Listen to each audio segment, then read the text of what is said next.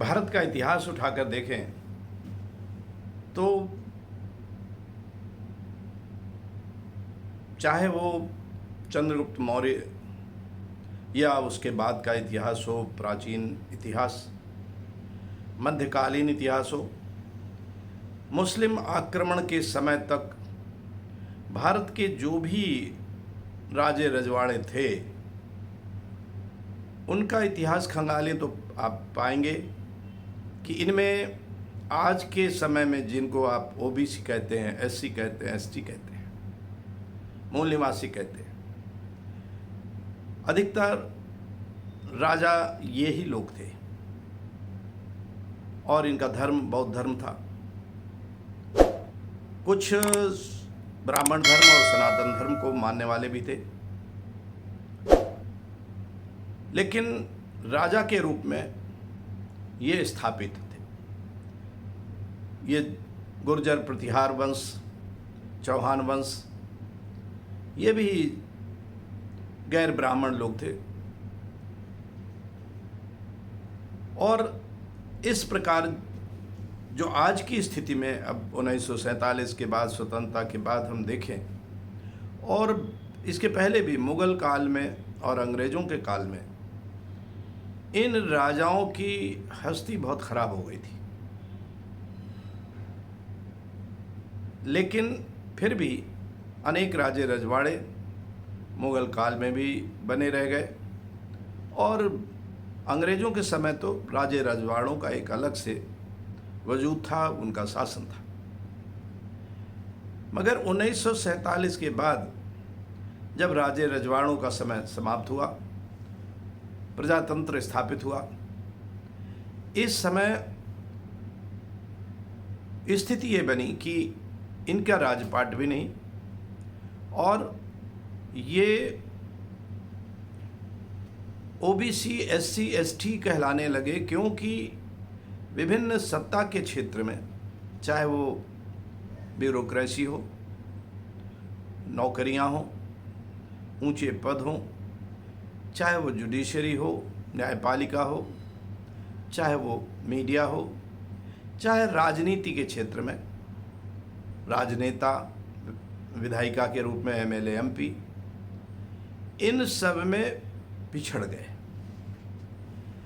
अब पिछड़ने के अनेक कारण होते हैं किसी भी समाज के, मगर इनके बीच में हमेशा चर्चा यही मिलेगी कि ये अपने पिछड़ेपन का दोष हमेशा सवर्णों को देते हैं, हमेशा ब्राह्मणवाद को देते हैं, हमेशा ब्राह्मणों को देते हैं। ये एक ऐसी कमजोरी है कि जब कोई भी व्यक्ति या समाज अपना दोष नहीं पहचानता है, वो जानता नहीं कि उसका दोष क्या है, और हमेशा अपनी कमजोरियों के लिए वो दूसरों को आरोपित करता है, दूसरों को दोष देता है, तब होता यह है कि जो ये सुधार कर सकते थे वो ये सुधार नहीं कर पाते। जैसे कि इनमें किसी भी, चूंकि ये लोग शारीरिक श्रम अधिक करते थे, कमेरा समाज अपने को आज भी ये बोलते हैं कि हम कमेरा समाज के लोग हैं, किसान परिवार के लोग हैं, तो आप देखेंगे कि मजदूर वर्ग की अगर कोई कॉलोनी है तो वहाँ आपस में लड़ाई झगड़ा बहुत होता है, आपस में बहुत लड़ते हैं।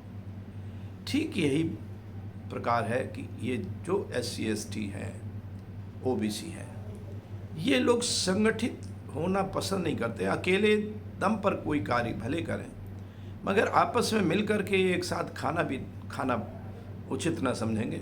इनके देखिएगा किसी भी क्षेत्र में, अगर किसी प्रदेश में MLA हैं, किसी एक जाति के हैं, मान लीजिए वो कुशवाहा हैं, मान लीजिए वो काछी हैं, कुर्मी हैं, अहीर हैं, कोई भी है, या SC हैं, बहुत कम देखिएगा कि वो एक साथ मिल कर के चाय पी रहे हैं। उनमें इस तरह की एकता बिल्कुल नहीं होती है। समाज को सुधारने के लिए भी वो एकत्रित नहीं होते होंगे, तो अलग अलग ग्रुप में होंगे, एक ही जाति के लोग होंगे, मगर उनके संगठन हजारों होंगे, अलग अलग संगठन बनाए होंगे और अकेला चना भाड़ फोड़ने का काम करते रहते हैं। और ये बहुत बड़ा कारण है जिससे ये उन्नति नहीं कर पाते हैं, क्योंकि कलयुग में कहा गया कि संघे शक्ति कलयुगे। कलयुग में संघ में शक्ति है, संगठन में शक्ति है, और ये लोग कभी भी कामन काज के लिए भी संगठित नहीं होते हैं, एक समान उद्देश्य के लिए भी संगठित नहीं होते हैं, और दोष हमेशा सवर्णों को देंगे कि अपनी कमजोरी को छिपाने के लिए ये दोष देंगे। अब जैसे मीडिया में बढ़ने के लिए इन्होंने कोई प्रयत्न नहीं किया, जुडिशरी में जाने के जितने भी नियमानुसार तरीके होते हैं, कम्पिटिशन्स होते हैं, उसमें रुचि नहीं ली। ब्यूरोक्रेसी में भी इतने पिछड़ गए कि तभी इनका आरक्षण करना पड़ा संविधान में। लेकिन जिन कारणों से पिछड़ते हैं उन कारणों में चर्चा करना भी ये उचित नहीं समझते। और अगर कोई बताता है कि आपके ये कारण है जिनको आप सुधारिए, ये कमियां हैं जिनको सुधारिए, तो बहुत बुरा मानते हैं। और यही कारण है कि हजारों साल से ये उठ नहीं पा रहे हैं, उन्नति नहीं कर पा रहे। अगर आज भी ये अपनी कमजोरियों को पहचान लें तो देश में जो 80-85% इनकी संख्या है ये उन्नति करने लगे। अगर ये उन्नति कर जाए तो देश में पूरे देश की तरक्की होगी। ये जो बहुसंख्यक के रूप में ओबीसी, एससी, एसटी है, ये मुख्य धारा में आ जाएंगे राष्ट्र की, तो पूरा भारत उन्नति करेगा।